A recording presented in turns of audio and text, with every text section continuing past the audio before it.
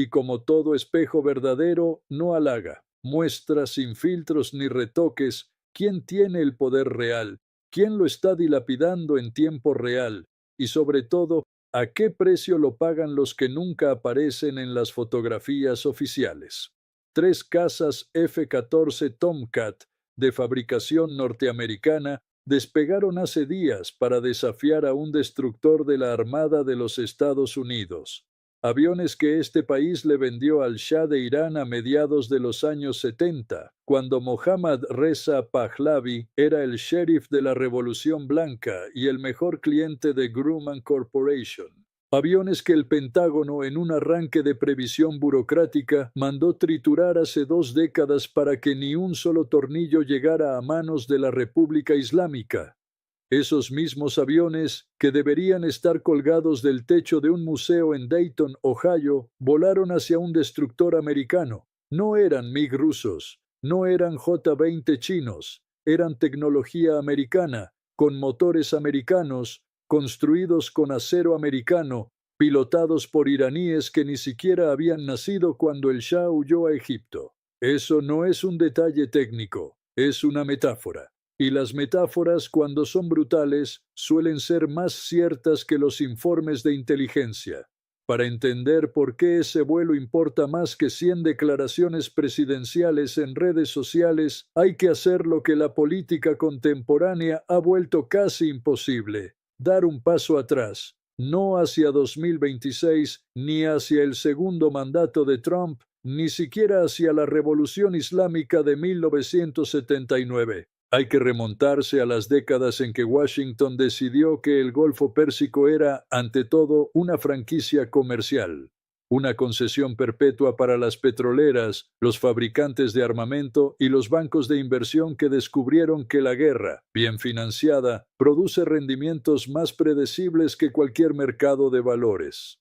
En 1974, Richard Nixon y Henry Kissinger, esa pareja de baile de la Realpolitik sin escrúpulos, necesitaban un policía en el Golfo.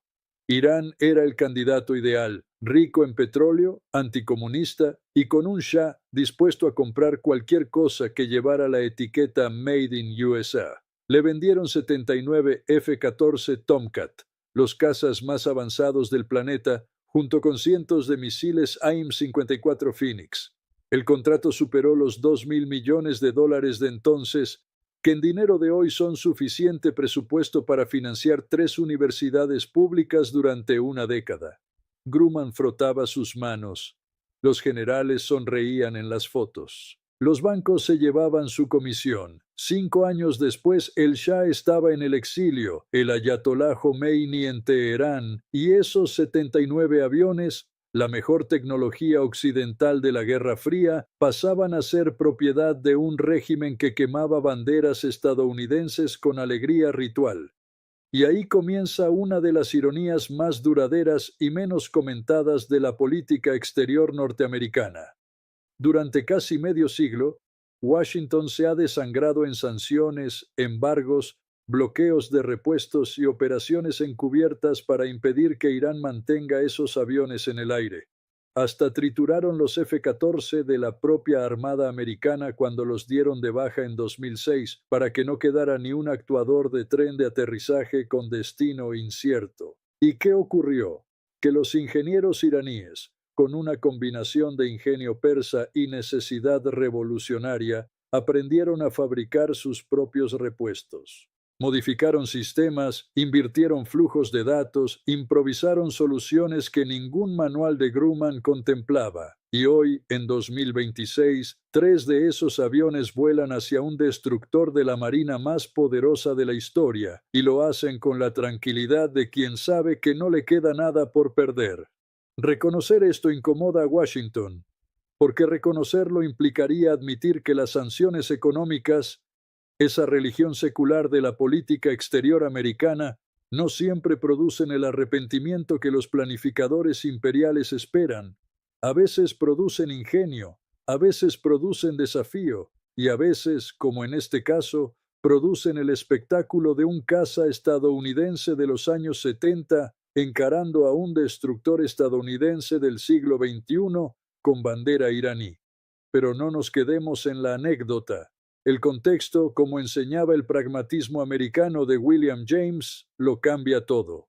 El 28 de febrero de 2026, Estados Unidos e Israel lanzaron ataques aéreos sorpresivos contra Irán. No fue una escaramuza, fue una operación que incluyó, según fuentes abiertas, la eliminación del líder supremo Ali Khamenei y de varios altos mandos del régimen. Una audacia sin precedentes, un golpe quirúrgico que transformó el equilibrio de poder en Oriente Medio en una sola noche. La respuesta iraní no fue menos audaz, aunque mucho más inteligente desde la perspectiva de las asimetrías estructurales. No lanzaron una lluvia de misiles sobre Tel Aviv. Eso habría sido predecible, catártico y militarmente inútil. En lugar de eso, cerraron el estrecho de Hormuz, o más precisamente, lo convirtieron en un peaje que solo algunos pagan. En ese momento, Donald Trump, un presidente que midió el mundo en términos de transacciones inmobiliarias y calificaciones de audiencia, quedó atrapado en una jaula de acero forjada por sus propias contradicciones. El 9 de marzo declaró que la guerra estaba prácticamente terminada, que el ejército iraní había sido destruido y que el estrecho estaba abierto, pero el estrecho no lo estaba, y Trump lo sabía, y el mundo lo sabía, y los mercados financieros lo sabían, porque el petróleo no bajaba como baja cuando una crisis termina. Lo que siguió fue una danza de ultimátums digna de una ópera bufa, si no fuera porque los cantantes manejan arsenales nucleares en desarrollo y flotas de misiles antibuque. Trump dio a Irán 48 horas para abrir el estrecho. Amenazó con bombardear plantas eléctricas y llevarlos a la edad de piedra, una frase que suena menos amenazadora cuando se recuerda que Irán ya vivió una edad de piedra y no le gustó. Irán respondió amenazando con cerrar el estrecho todavía más y atacar instalaciones de desalinización en países vecinos, agua potable, no petróleo, mostrando una comprensión de las vulnerabilidades modernas que ningún manual militar occidental ha logrado igualar.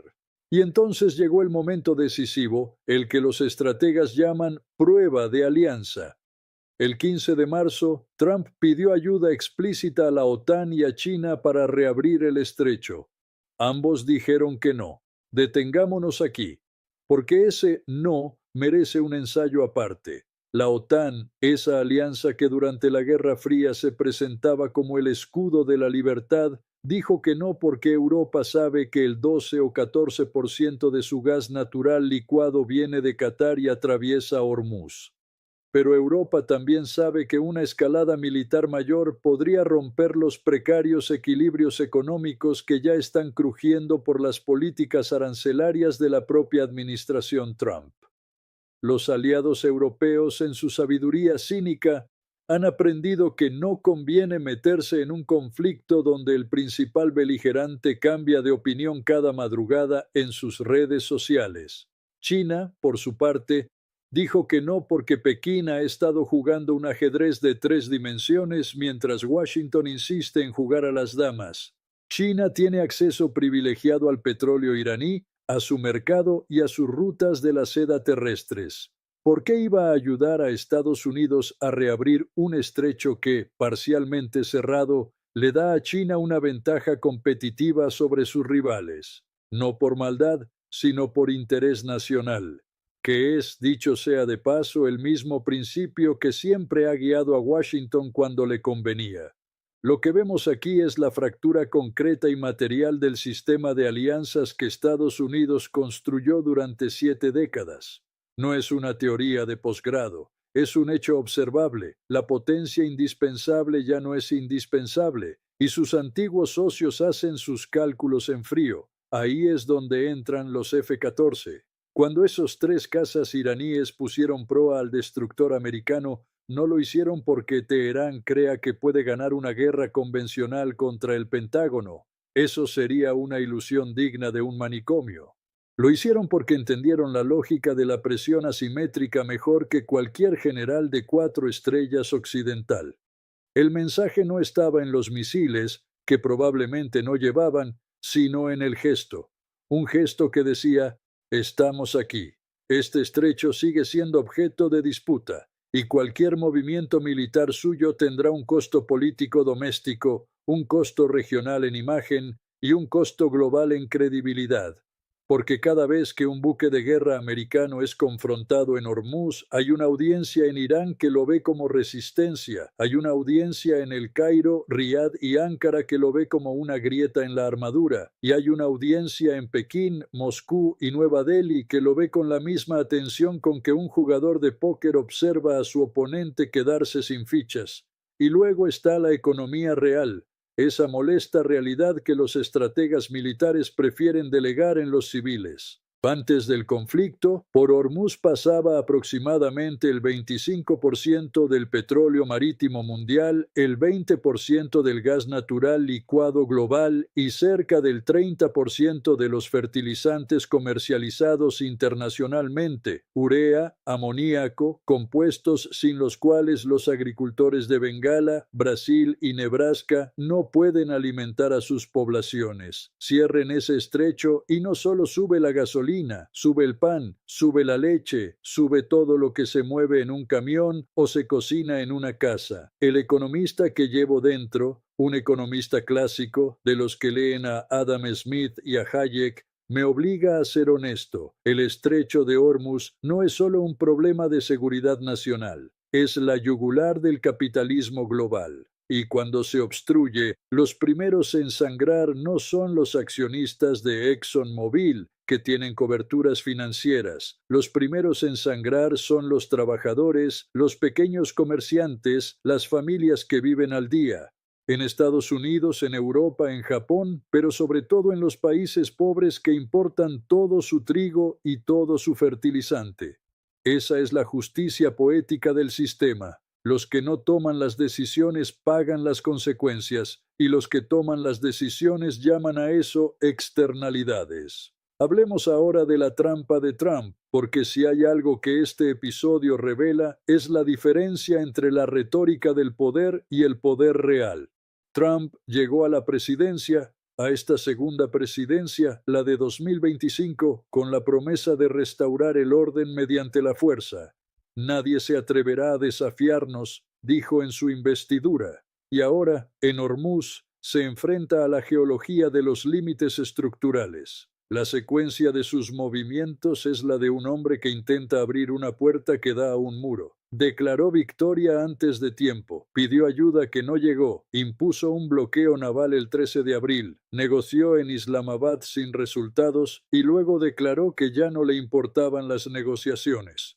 Mientras tanto, Irán siguió cobrando peajes de hasta $15,000 por barco a quien quisiera atravesar el estrecho, con descuentos visibles para barcos chinos, rusos e indios, demostrando que la soberanía efectiva sobre un territorio no se mide con declaraciones, sino con la capacidad de cobrar impuestos. El 19 de abril, la Armada Americana finalmente actuó. Abordó y capturó el barco de carga iraní Touska con marines del 31º Batallón Expedicionario. Fue la primera acción directa del bloqueo. Un movimiento táctico valiente, decidido, que muestra que los uniformados aún tienen claras sus responsabilidades, pero no resuelve el problema estratégico de fondo. ¿Y cuál es ese problema de fondo? Uno que los almirantes americanos ya habían diagnosticado antes de que comenzara el conflicto. Describieron el estrecho de Hormuz como una caja de muerte iraní, un killbox lleno de misiles antibuque, drones, lanchas rápidas y minas submarinas que pueden desplegarse en horas. Esa es la razón por la que los destructores americanos evitaron el estrecho durante semanas, no por cobardía, sino por prudencia profesional. El USS Michael Murphy y el USS Frank E. Peterson fueron los primeros en cruzarlo desde que comenzó la guerra el 11 de abril, y cuando lo hicieron, la Guardia Revolucionaria los confrontó por radio y lanzó un dron como advertencia. Los barcos americanos encendieron sus sistemas de identificación automática, algo que suelen apagar en zonas de combate, precisamente para que el mundo supiera que habían cruzado. Como observó un experto naval, eso no se hace por accidente. Es un acto deliberado de demostración, pero incluso con toda la superioridad tecnológica del mundo, el simple acto de transitar por Hormuz requirió una planificación quirúrgica y un cálculo de riesgos que ningún político debería tomar a la ligera. Y aquí llegamos al fondo del asunto, al lugar donde el honesto análisis del poder debe separarse de los cantos de sirena del excepcionalismo americano. El poder en el siglo XXI no es la suma de portaaviones y presupuestos militares. Esa es una visión de ingenieros, no de estadistas. El poder real es la capacidad de aguantar las consecuencias económicas de un conflicto prolongado. Es la cohesión política interna bajo presión sostenida. Es la voluntad de los aliados de acompañarte cuando los costos suben. Es la legitimidad internacional para presentarte como garante del orden global cuando has violado ese mismo orden en docenas de ocasiones anteriores. En todos esos frentes, Estados Unidos hoy es más débil de lo que sugieren los titulares de los medios que aún creen en la invencibilidad americana. La economía nacional ya cruje por las políticas arancelarias de la propia administración. Los aliados europeos están frustrados y distantes. China está consolidando rutas comerciales alternativas mientras Washington se desangra en el Golfo. Rusia observa con satisfacción. Y en el interior, la clase trabajadora americana, esa que Trump prometió salvar, paga facturas de combustible más altas, precios de supermercado más altos y una incertidumbre que nunca aparece en los discursos de victoria. No estoy profetizando la caída de Estados Unidos. Ese es un deporte intelectual de salón que desprecio. Estoy señalando, con la calma de quien prefiere la verdad incómoda a la mentira reconfortante, que el poder necesita límites autoconscientes. Necesita saber hasta dónde puede llegar sin romperse. Y necesita, sobre todo, una clase política capaz de distinguir entre lo que se puede proclamar en un mitin y lo que se puede sostener en un estrecho de 54 kilómetros. Los F-14 iraníes volaron hacia un destructor americano no porque Irán sea fuerte, sino porque Estados Unidos ha olvidado las virtudes de la moderación estratégica, no porque la revolución islámica sea un modelo de gobierno, Dios nos libre, sino porque la paciencia de los sancionados puede vencer a la impaciencia de los sancionadores, y no porque el futuro pertenezca a Teherán, sino porque Washington ha cometido el error clásico de las grandes potencias, confundir su poder militar con su influencia política. En Hormuz, este año de 2026, no está en juego el control del petróleo. Eso es una lectura superficial. Está en juego algo más profundo. La respuesta a la pregunta de si un orden global basado en la fuerza unilateral puede sobrevivir cuando la fuerza unilateral ya no basta. Y esa respuesta, me temo, no la darán los generales ni los presidentes. La darán los precios en las bombas de gasolina, la disponibilidad de fertilizantes en los puertos de Brasil y la paciencia de una clase media global que ya no sabe qué imperio merece su lealtad.